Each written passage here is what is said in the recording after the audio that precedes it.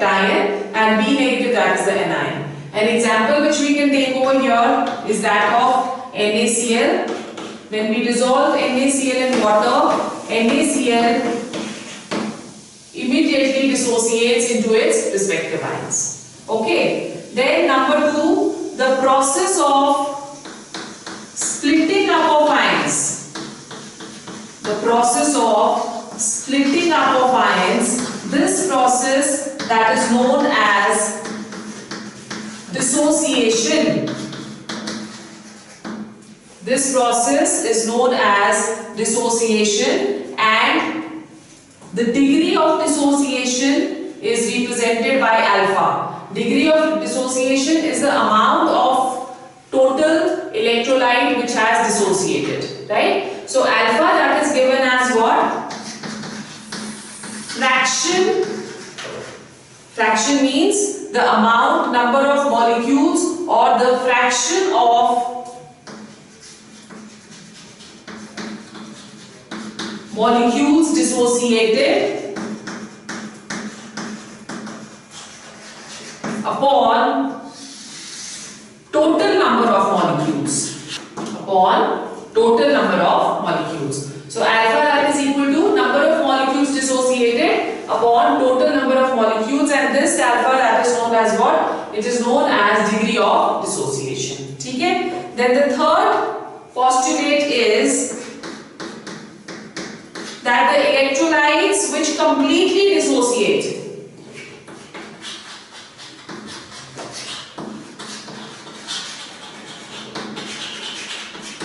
the electrolytes which completely dissociate, they are known as strong electrolytes, and degree of dissociation for these electrolytes, that is always equal to 1. Then number 4,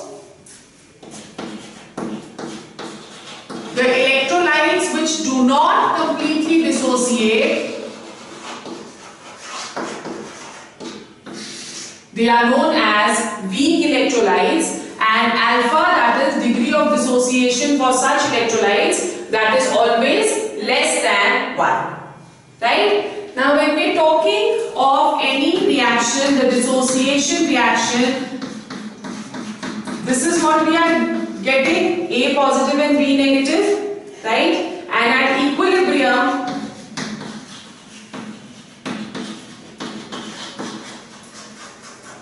we say that the equilibrium constant K, that is equal to concentration of products upon concentration of the reactants, right? Where K is the equilibrium constant. Now the value of K, that tells us about the ionization constant, or sorry, about the degree of dissociation. So we say that K has a larger value.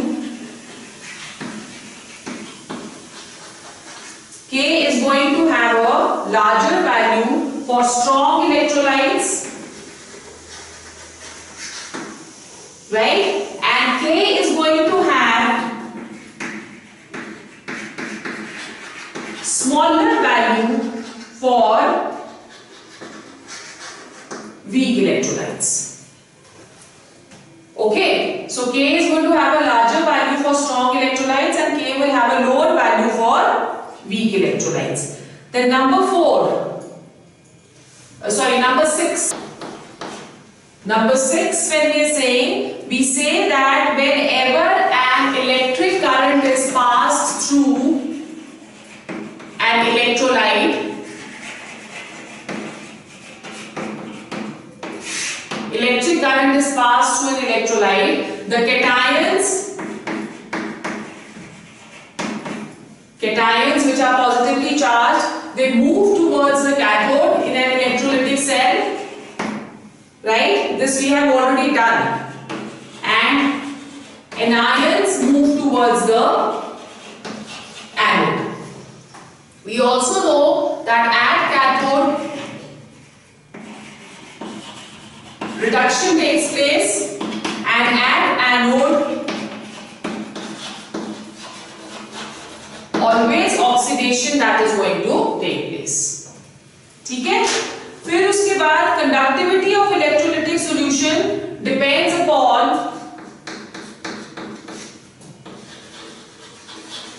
conductivity of electrolytic solutions. Conductivity, that is going to depend upon what? It will depend upon the nature of the solute, number of ions and mobility of the ions.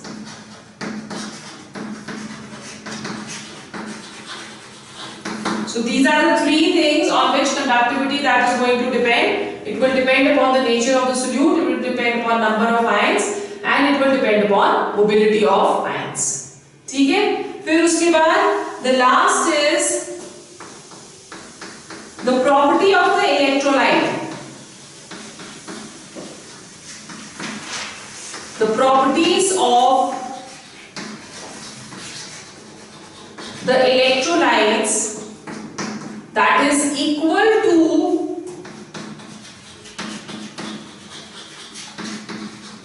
the properties of ions. For example, when we are talking of any acidic electrolyte, right? Like we are talking of HCl.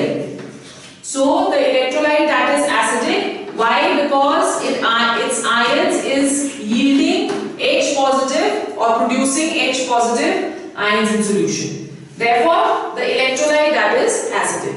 In a similar manner, if you are doing KOH, it is basic because it is producing OH negative ions in solution. Okay. So the properties of the electrolytes, that is what?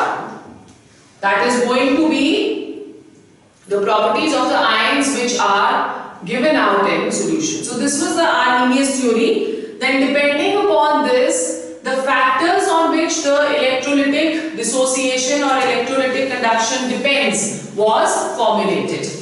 Okay. So then next is factors affecting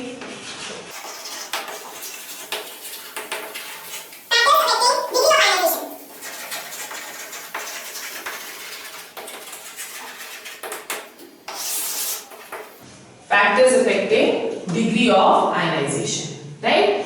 Now when we are talking of degree of ionization, the first factor, that is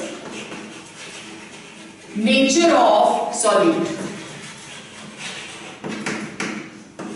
It is said that whenever we have studied in class 11, that every ionic bond has some covalent character and every covalent bond that is going to have some ionic character. Okay, so nature of the solute means, when we are talking over here, if covalent bond predominates, if the covalent bond character is more,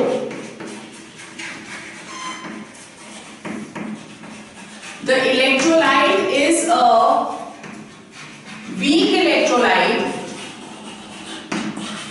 and for such electrolytes we have just studied that the degree of ionization, that is less than 1, right? So if a covalent bond predominates, then it is a weak electrolyte and the degree of dissociation is less than 1. Examples which we can take over here is that of HCl and acetic acid and CH3COONA, sodium acetate. In all these, we can say the covalent bond that predominates, therefore the degree of dissociation that is going to be less than 1, and the electrolytes, they are known as weak electrolytes. Another example which we can take over here is that of H2S, hydrogen sulfide. Okay? If the ionic bond predominates,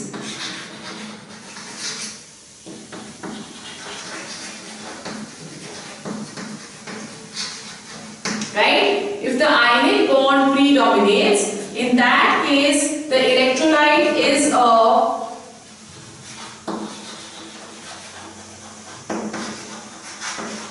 strong electrolyte, and alpha for such cases that is going to be equal to 1. Examples which we can take over here is that of HCl, NaCl, H2SO4. So all these, they are examples of strong electrolytes. Okay, then the second factor is nature of solvent. Okay, now when we are talking of a solvent, basically what does a solvent do? A solvent tries to break the forces of attraction between the ions of an electrolyte. For example, if we put NaCl in water, so basic idea or basic application of the solvent is to break the forces of attraction, the bond between Na positive or Na and Cl, so as to yield two types of ions, which is Na positive and Cl negative. Okay, so it is said that this capability of breaking the ions by a solvent, that depends upon the dielectric constant of the solvent.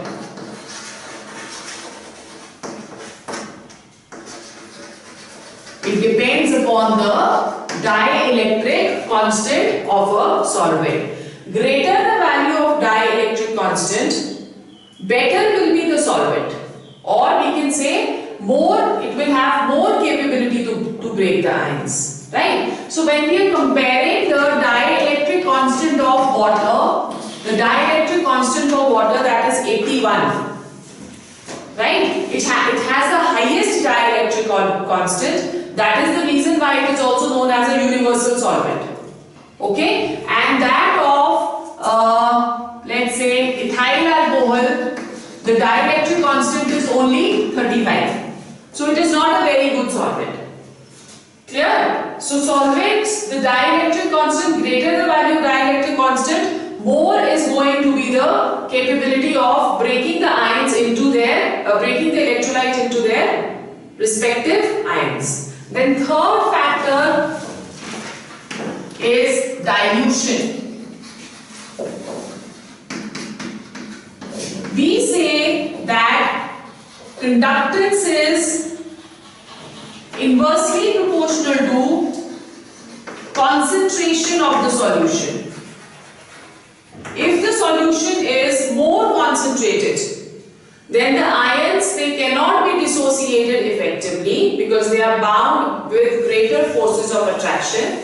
Therefore, conductance, that is going to be less. On diluting this solution, it is seen that more ions, they are produced and hence the conductance increases. So therefore, dilute solutions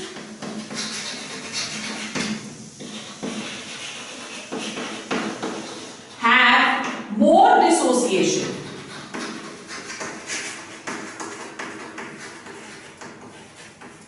They have, dilute solutions have more dissociation.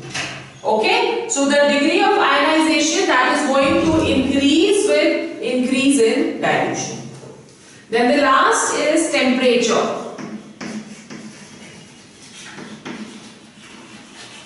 As the temperature increases, we know that the kinetic energy of the molecules will also increase. Right? If the kinetic energy, that is going to increase, then in that case what will happen? The forces of attraction will break, the speeds of the molecules will increase, and hence the degree of dissociation will also increase. More the degree of dissociation, more is going to be the conductance. So temperature is also directly proportional to alpha, or you can write down directly proportional to degree of dissociation.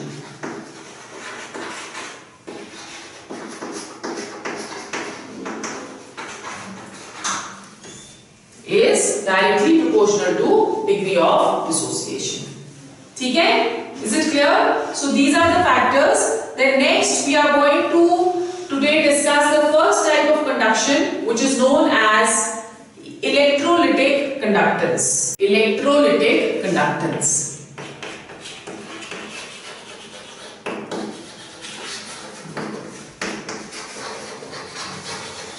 We have done this term many times. What do we mean by electrolytic conductance? Electrolytic conductance, it is the conductance due to ionic conductors. That is what electrolytic conductance is, right? But when we are talking of metallic conductance also, electrolytic conductance में you can say the movement of ions that brings about the conduction in electricity. Whereas in metallic conductors, the movement of electrons it is going to bring about the conduction in electricity. Now whether we are talking of the conductors, whether they are metallic or they are electrolytic, in both the cases they obey the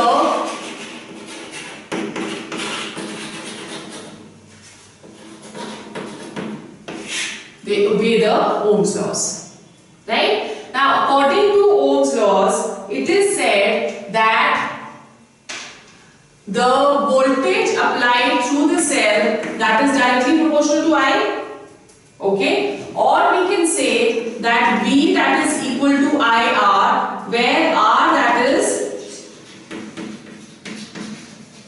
resistance to the flow of current.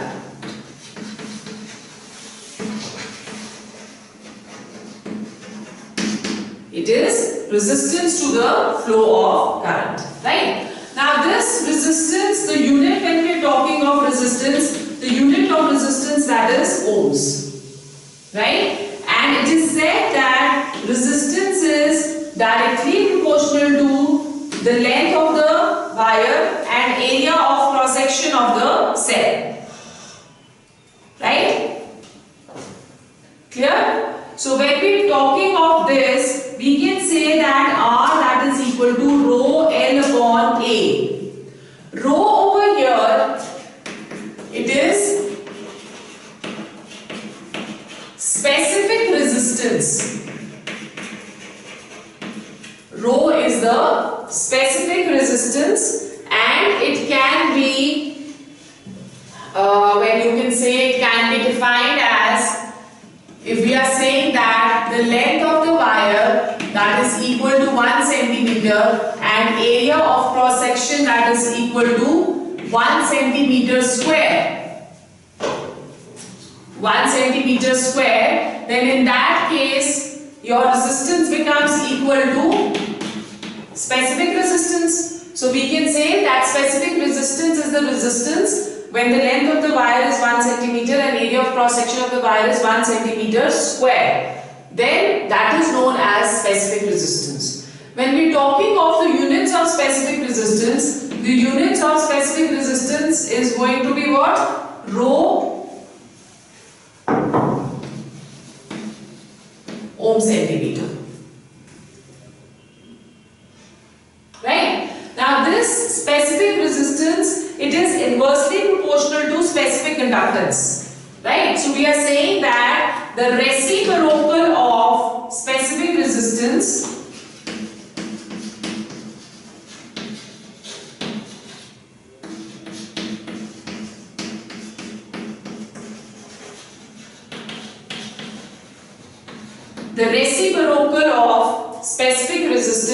that is denoted by kappa. Okay, so this kappa, we can say that kappa that is equal to 1 upon rho. This kappa that is known as specific conductance. Okay, so kappa over here, that is known as what? It is known as specific conductance. Now let's see what is the relationship between resistance and kappa.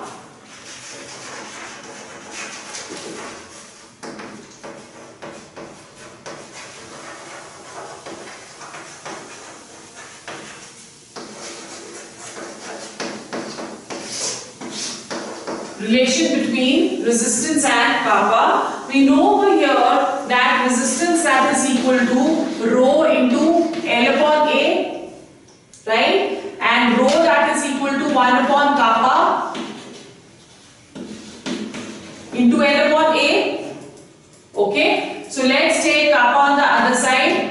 R into kappa that is equal to L upon A. In a cell, the length of the wire and area of cross section that is always constant. Therefore, we take this term L upon A as a cell constant,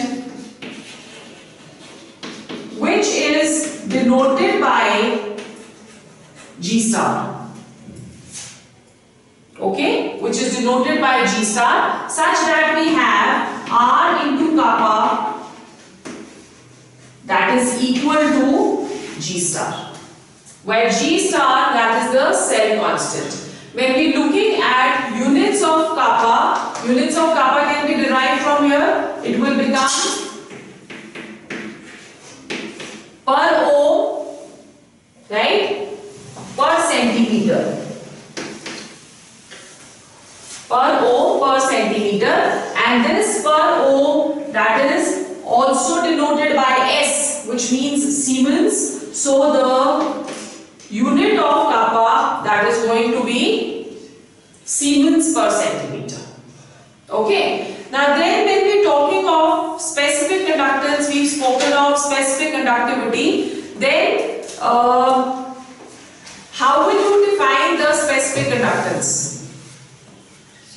When we are defining, like we have defined specific resistance as what? It is the resistance when 1 centimeter length of wire is taken and the area of cross section of wire is 1. Similarly, specific conductance becomes equal to conductance when the length of the wire is 1 centimeter and area of cross section, that is equal to 1. Today we are going to discuss two types of conductances over here. The first one, that is known as equivalent conductance. Okay, so we have the first kind of conductance, which is known as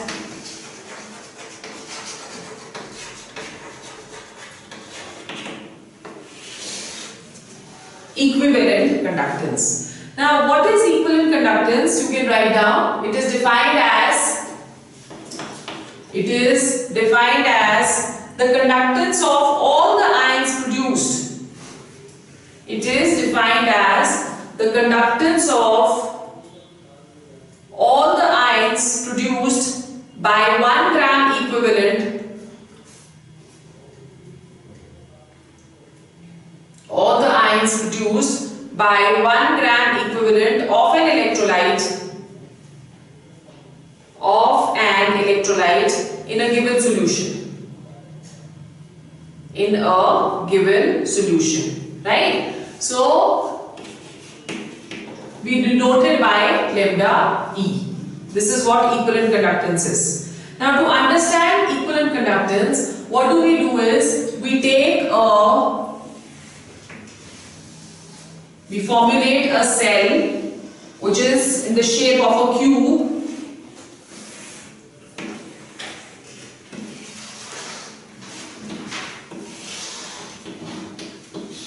Right? So we are taking a cube. Okay. Now in this cube, rectangular trough, or you can say we've taken a rectangular trough, and in this we are taking two metallic electrodes, this and this. Both of these, they are metallic electrodes. Okay. And you can say the distance between the two metallic electrodes, that is exactly 1 centimeter.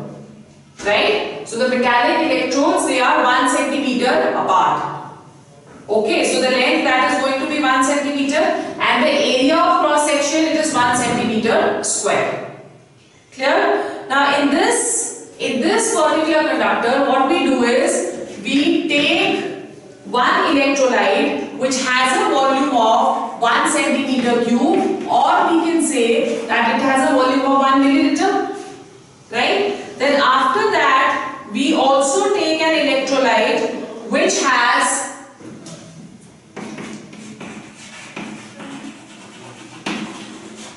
one gram equivalent normality. Right? 1 gram equivalent normality, that is the electrolyte which we have taken. Now when we are talking of conductance, the conductance in this case, because everything we are taking over here as 1, it can be said that it is equal to what? It is equal to specific conductance.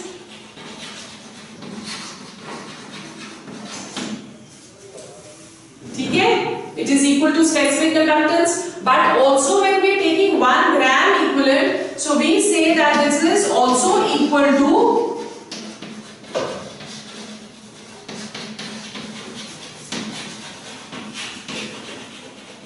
equivalent conductance.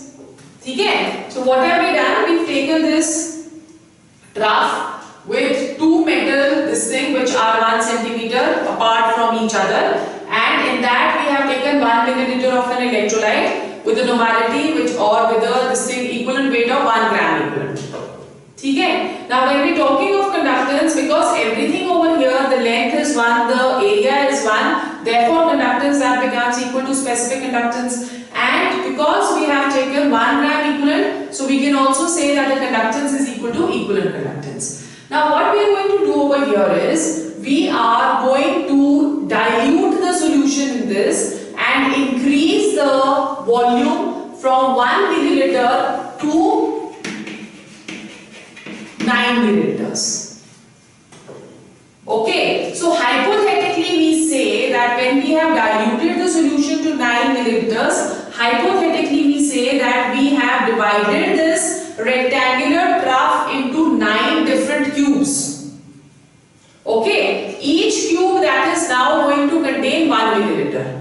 First the entire trough was carrying 1 milliliter, now we have diluted it to 9 milliliters. And hypothetically we are saying that we have divided the trough into 9 cubes and each cube is containing 1 milliliter of solution. Okay. Now in such a case the equivalent conductance remains same.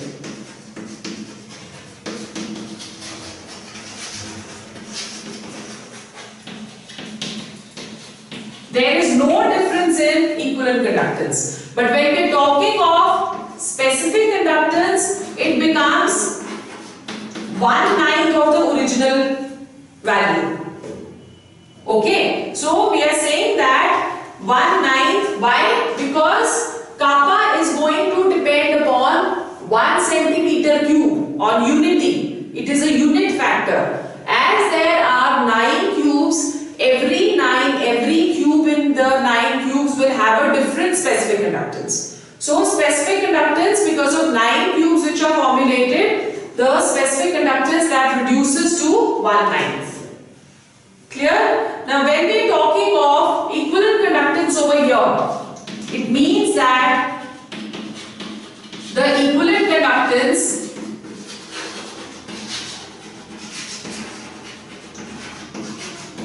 lambda E, that becomes into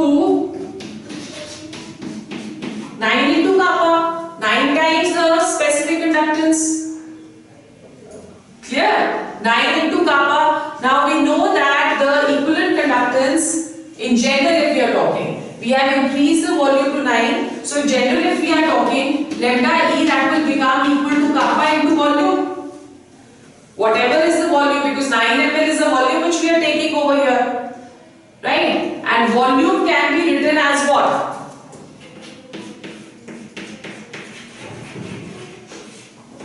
1000 upon concentration. ठीक है? So volume that can be written as 1000 upon concentration. Because over here we are taking the equivalent conductance, therefore lambda E becomes kappa into 1000 upon normality. Clear? So equivalent conductance that is equal to kappa into 1000 upon normality with a unit of Siemens centimeter square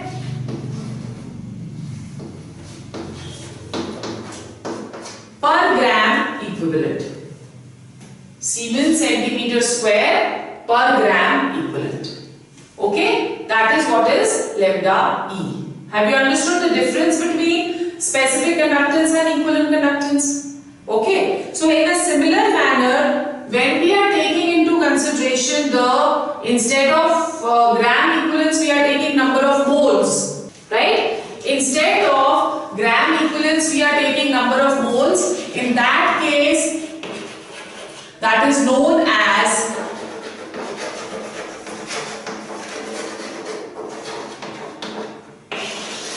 molar conductance. And molar conductance, that is denoted by lambda m, that is equal to kappa into 1000 upon molarity. Okay, molarity. Kappa into 1000 upon molarity. Is it clear? When we are talking of units, then the units over here become Siemens centimeter square per mole. Okay, and we say that equivalent conductance, that is equal to molar conductance upon N. This is a relationship between equivalent conductance and molar conductance. Equivalent conductance, that is equal to molar conductance upon N, where N, that is equal to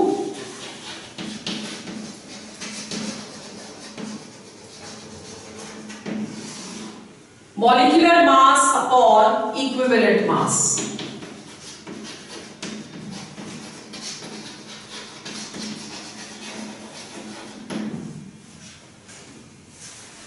Right? So this is, we are going to deal here only today.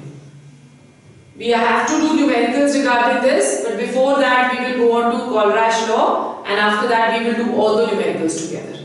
Okay?